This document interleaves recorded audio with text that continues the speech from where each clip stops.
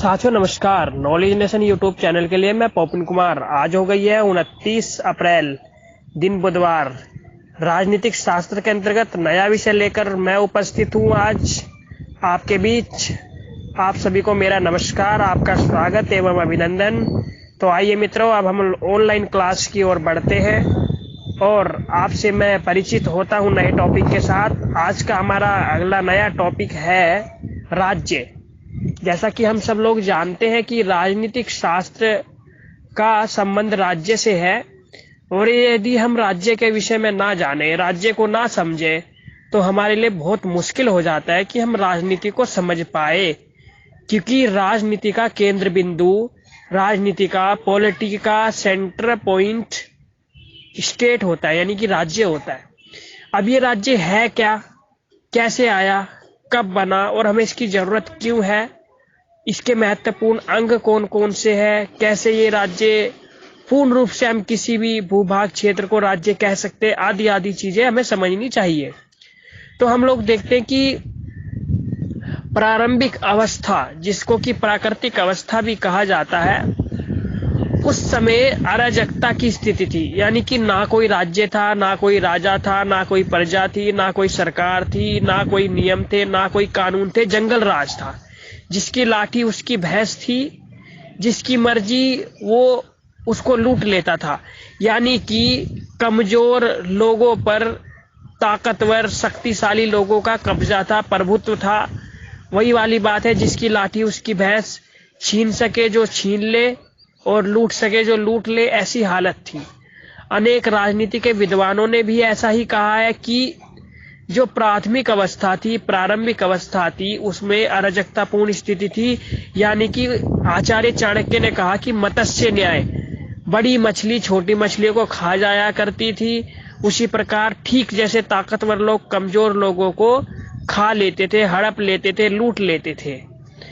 Hobbes ने भी कहा है प्रारंभिक अवस्था अराजकतापूर्ण अवस्था थी, जिसकी लाठी उसकी भैंस की हालत थी। वहीं जॉन लॉक ने भी कहा है प्राकृतिक अवस्था में कोई नियम, कोई कानून, कोई अधिकार नहीं थे। समाज में अधिकार मिले, समाज से हमें जो अधिकार प्राप्त हुए, आगे उन्हें राज्य ने सुरक्षित किया। यहाँ पे हम लोग बात करते हैं राज्य की, और विशेष रूप से आधुनिक राज्य की। आधुनिक राज्य के परिप्रेक्ष्य में, संदर्भ में, बारे में कहा जाता है कि ये राज्य मुख्य रूप से 4 अंग से मिलकर के बना है।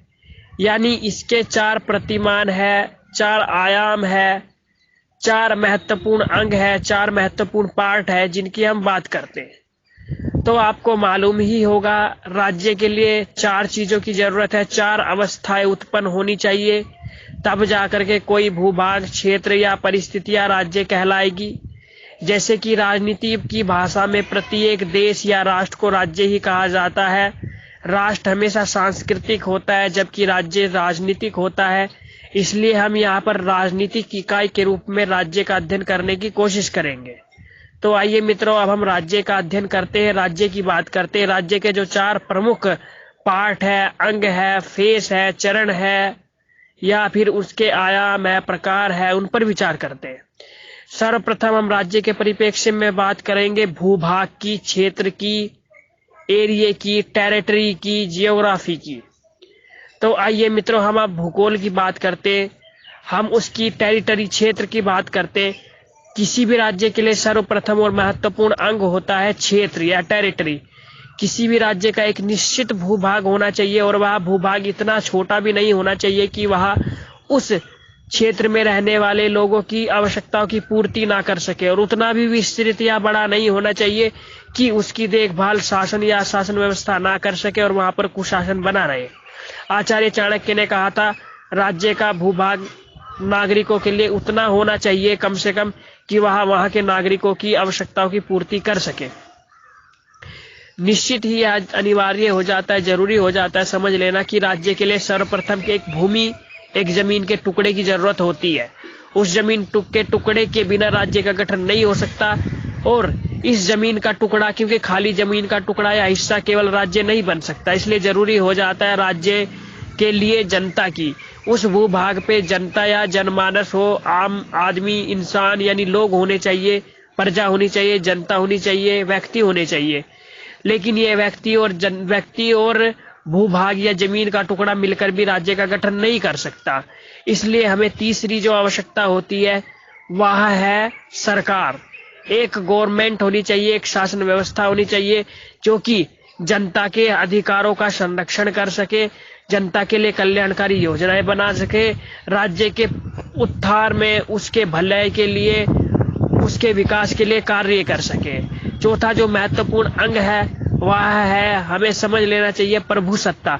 यानी कि जो राज्य में सरकार है, जो राज्य की जनता है और राज्य का भूभाग है, राज्य के भूभाग जनता और जनता के हित एवं राज्य के हित में फैसले लेने वाली सरकार किसी भी बाहरी दबाव से प्रभावित ना हो, अर्थात उस राज्य या भूभाग की सरकार संप्रभु हो, अपने आप में फैसले लेने के लिए किसी की और उसे ताकना ना पड़े, किसी का मुंह देखना ना पड़े, किसी के फैसले का इंतजार ना करना पड़े। यदि ये चार बातें महत्वपूर्ण है वहां उपस्थित है तो निश्चित ही वह एक राजनीतिक राज्य है। यदि किसी भी भूभाग के साथ साथ उसके पास जनता है, नागरिक यानी प्रजा है, प्रजा के साथ साथ में सरकार है और सरकार आत्मनिर्णय लेने वाली है, प्रभु संपन्न है, संप्रभु राज्य है, तब जाकर के हम उसे संप्रभु राज्य कह सकते हैं। उदाहरण के लिए हम भारत की ही बात करते हैं तो भारत 26 जनवरी 1950 से पूर्व पूर्ण रूप से राज्य नहीं था, इसलिए भारत को उस समय अधिराज्य कहा जाता था। परंतु 26 जनवरी 1950 को भारत एक राजनीति की भाषा में राज्य के रूप में गठित हो गया, अर्थात भारत के पास जनता, भूभाग, सरकार और संप्रभु या प्रभुसत्ता आ गई।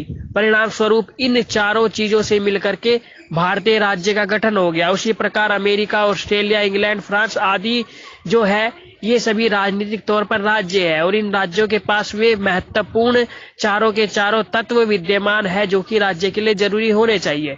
इसलिए हम लोगों को समझना बहुत जरूरी हो जाता है कि यदि इन चार तत्वों में से एक तत्व की भी कमी हो जाती है तो राज्य का गठन या राज्य का निर्माण नहीं हो सकता। हम उसे राज्य नहीं कह सकते, ना ही वह अपने आप को राज्य की सीमाओं में बांधकर रख सकता है। खुद को वह राज्य कहलाने का अधिकारी भी नहीं होगा यदि इन चारों तत्वों में से किसी एक तत्व के अभाव में कोई क्षेत्र है। इसलिए हमें समझ लेना चाहिए कि राज्य राजनीति की भाषा में महत्वपूर्ण चार अंगों से मिलकर के बना है और ये सभी एक दूसरे पर निर्भर है। यदि एक दूसरा हट जाता है तो पूरी की पूरी राजनीतिक व्यवस्था खंडित हो जाती है, बिखर जाती है। ऐसे में हम राजनीति और राजनीति के संदर्भ में किए गए कार्य आदि का विवेचन भी नहीं कर सकते। राजनीति के विषय में अत्यधिक चिंतन, विवेचन और वर्णन करने के लिए हमें जरूरत हो जाती है कि हम उस राजनीतिक राज्य को समझे, विचारे और उस पर विचार करें ताकि हम कुशलता पूर्वक राज्य के लिए नीतियों का निर्माण कर सके। आप सबका बहुत बहुत धन्यवाद। अपेक्षा करता हूँ ये क्लासेस भी आपको बहुत अधिक पसंद आएगी, आपके लिए अत्यधिक महत्वपूर्ण रहेगी और आप अवश्य ही इस क्लास के बाद अपनी प्रतिक्रिया देंगे जैसे ही आपका टेस्ट होगा अगले रविवार के दिन। आप सबका बहुत बहुत धन्यवाद और आप हमारे चैनल को शेयर, लाइक और सब्सक्राइब भी कर सकते हैं। बहुत बहुत धन्यवाद। नमस्कार। Navigate up. Send button.